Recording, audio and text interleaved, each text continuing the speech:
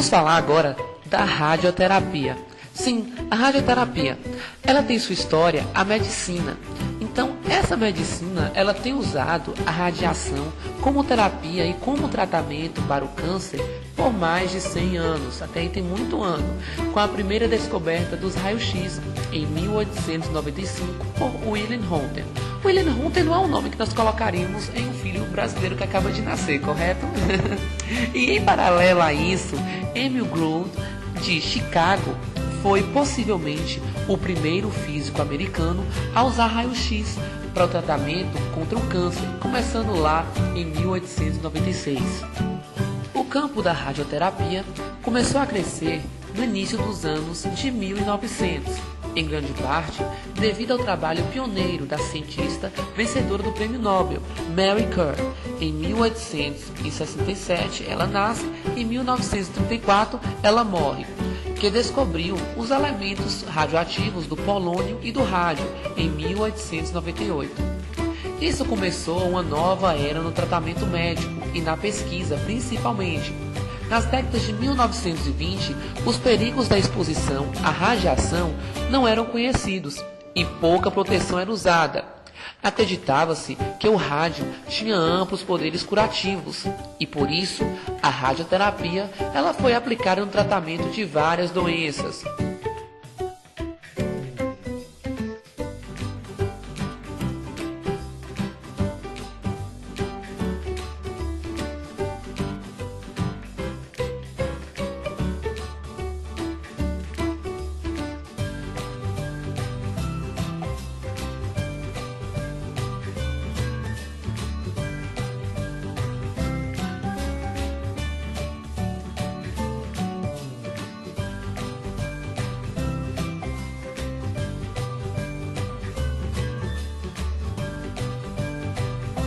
A radioterapia, muitas vezes, entra no tratamento de câncer como auxiliar em conjunto com a quimioterapia, não como sua substituta.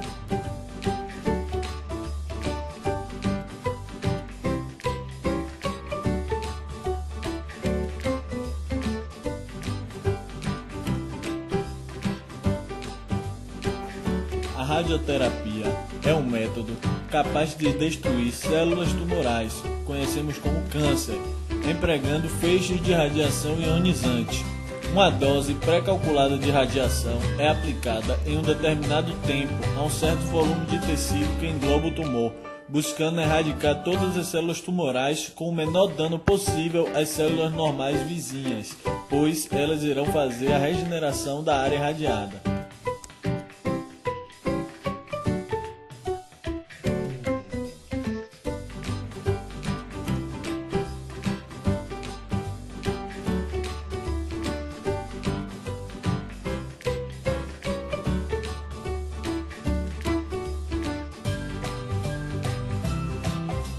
Estas radiações não são visíveis e são indolores. Cada pessoa reage de forma diferente ao tratamento. Podem ou não surgir efeitos colaterais comuns à radioterapia. Por isso, é necessária a realização de consulta semanalmente para acompanhamento e revisão do tratamento. As radiações ionizantes são eletromagnéticas ou corpusculares e carregam energia. Ao interagirem com os tecidos, dão origem a elétrons rápidos que ionizam o meio e criam efeitos químicos como a hidrólise da água e a ruptura das cadeias de ADN. A morte celular pode ocorrer então por variados mecanismos, desde a inativação de sistema vital para a célula até sua incapacidade de reprodução. A resposta dos tecidos às radiações depende de diversos fatores, como a sensibilidade do tumor à radiação, sua localização e oxigenação, assim como a qualidade e a quantidade da radiação e o tempo total em que ela é administrada. Para que o efeito biológico atinja maior número de células neoplásicas e a tolerância dos tecidos normais seja respeitada, a dose total de radiação a ser administrada é habitualmente fracionada em doses diárias iguais, quando se usa terapia externa.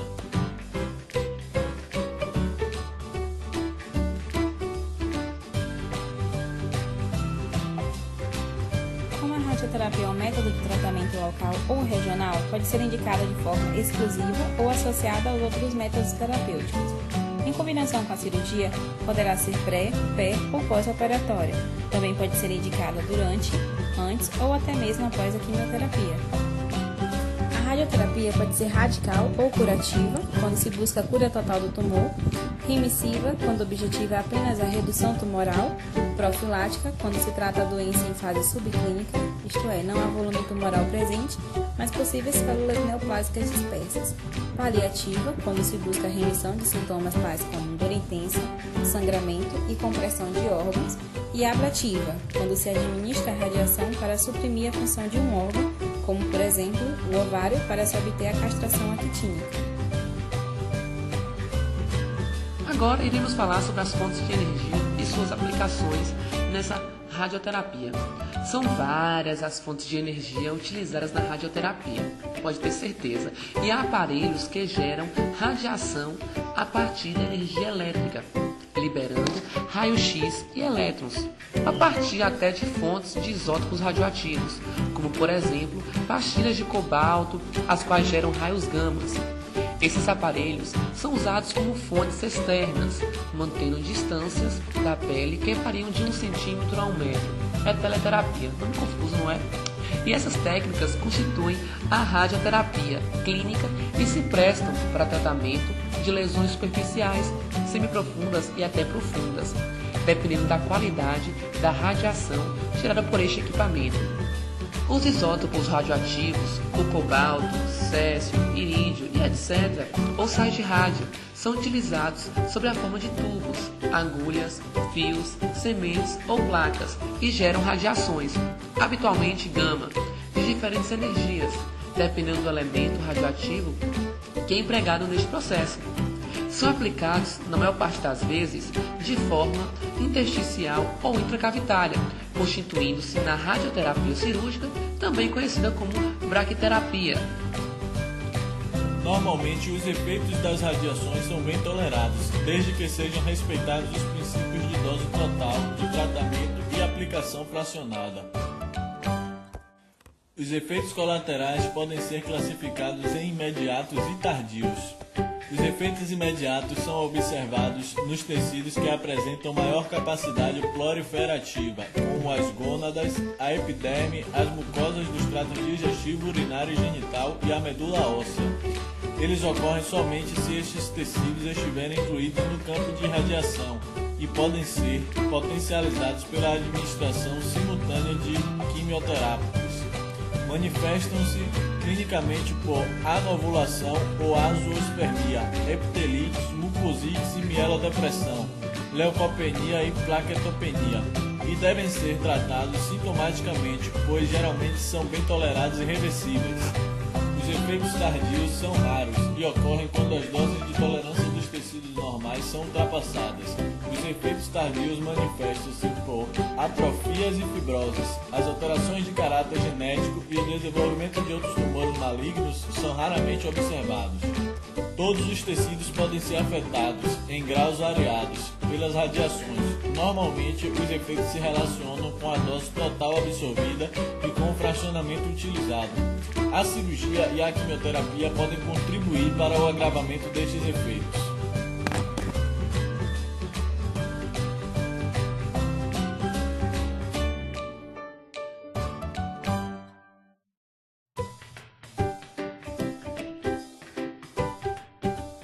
Durante todos esses procedimentos, aí a pessoa se pergunta: é possível evitar essas reações da radioterapia? Para evitar o cansaço, o paciente deve diminuir as atividades e descansar nas horas livres, sempre. Algumas pessoas preferem se afastar do trabalho, outras trabalham menos horas durante o tratamento. Para melhorar o apetite, é recomendável comer pouco e em mais vezes. O paciente deve consumir alimentos leves e variar a comida para incentivar ter vontade de comer. Em alguns casos, a saliva torna-se mais espessa e altera o sabor dos alimentos, mas após o término do tratamento, o paladar irá melhorar. Durante o tratamento, a pele poderá coçar, ficar irritada e vermelha, dando a sensação de estar queimada ou bronzeada, podendo tornar-se seca e descamativa. Para reduzir essas reações, deve ser evitado a luz solar principalmente, não usar durante o tratamento cremes, talcos, desodorantes, perfumes e até loções. Não utilizar sacos de água quente ou gelo, saunas e ou banho quente.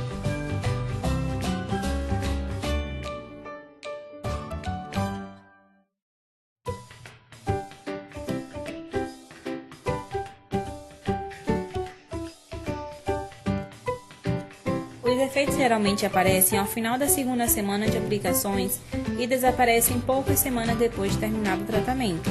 Os efeitos tardios são raros e ocorrem quando as doses de tolerância dos tecidos normais são ultrapassadas e manifestam-se por certo grau de atrofia das áreas expostas à radiação ou fibrose das áreas tratadas.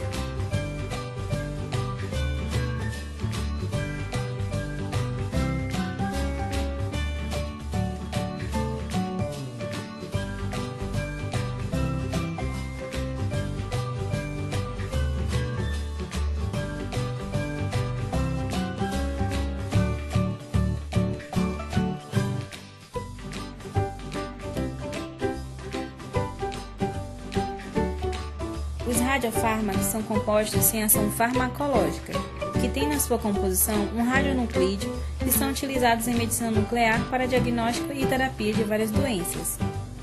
Para aplicações de diagnóstico em medicina nuclear, utilizam-se radiofármacos que apresentam na sua constituição radionuclídeos, emissores de radiação ou emissores de posítrons, já que o decaimento destes radionuclídeos dá origem à radiação eletromagnética penetrante que consegue atravessar os tecidos e pode ser detectada externamente.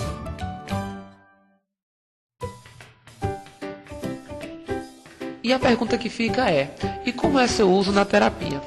Os radiofarmacos para a terapia devem incluir na sua composição um radionuclídeo, emissor de partículas ionizantes, seja ela alfa, beta ou elétron Ranger, pois a sua ação se baseia na destruição seletiva de tecidos. Existem dois métodos tomográficos para a aquisição de imagens em medicina nuclear: a tomografia computadorizada de emissão de fóton único, que utiliza radionuclídeos emissores gama, e o PET, tomografia por emissão de positrons, que usa radionuclídeos emissores de positrons. Bem, como mostra nessa imagem, o urânio ele é irradiado com feixes de nêutrons por uma semana em um reator nuclear. Depois resulta na separação de molibdênio e urânio. Depois é o molibdênio com a alta pureza. Se transformando em cápsulas, eles são enviados a radiofarmácias.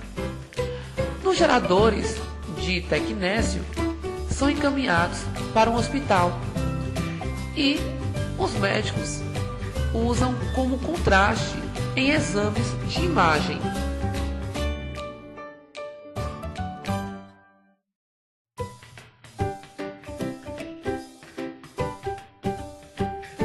Qual a classificação deles?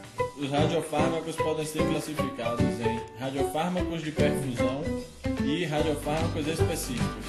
Os radiofármacos de perfusão são transportados do sangue e atingem o órgão-alvo na promoção do fluxo sanguíneo.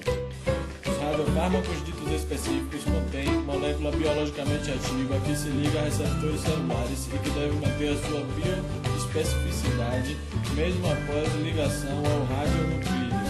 Assim, nesses radiofármacos, a fixação em tecidos ou órgãos é determinada pela capacidade da biomolécula de reconhecer receptores presentes nessas estruturas biológicas.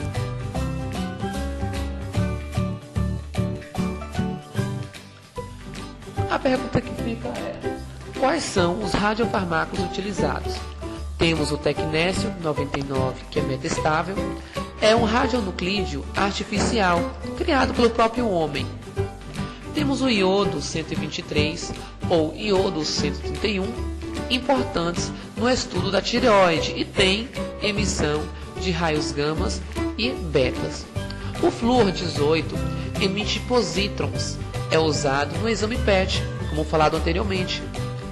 O talho 201 tem caído em desuso, face ao aparecimento de novos radiofármacos marcados com TC99M.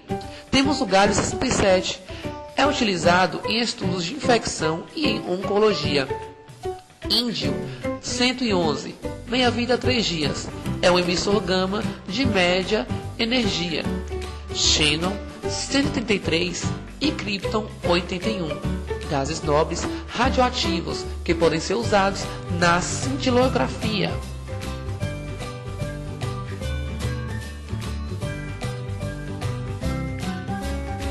As preparações radiofarmacêuticas são obtidas prontas para uso, em kits frio ou em preparações autólogas. De acordo com o tipo de preparação, existe um processo de controle de qualidade próprio. A maior parte dos radiofármacos em uso clínico corresponde a agentes de perfusão. Preparação de radiofármacos. Existem alguns fatores muito importantes a serem considerados na preparação de um radiofármaco. Eficiência do processo de marcação. É desejável um elevado rendimento de marcação, embora nem sempre seja fácil de se obter.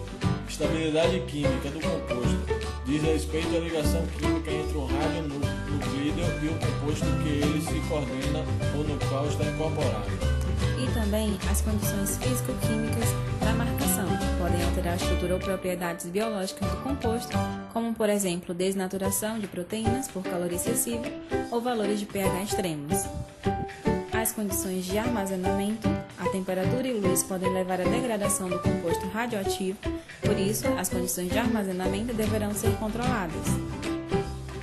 Radiólise, muitos compostos marcados decompõem-se por ação da radiação emitida pelo próprio radionuclídeo, e este efeito aumenta quanto maior for a atividade específica do composto.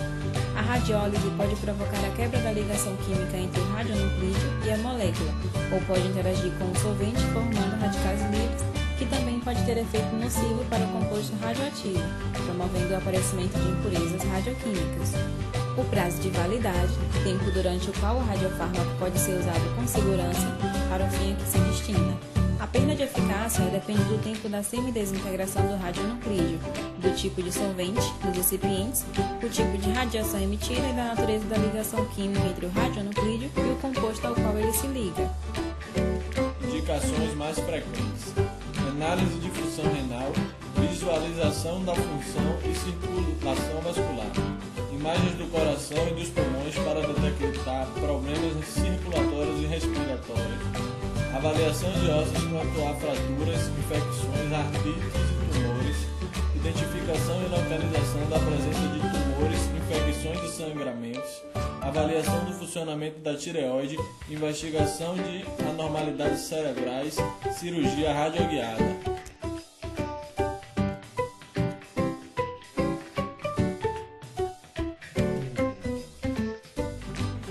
A irradiação é a exposição de um objeto ou um corpo à radiação, o que pode ocorrer a alguma distância sem necessidade de um contato íntimo.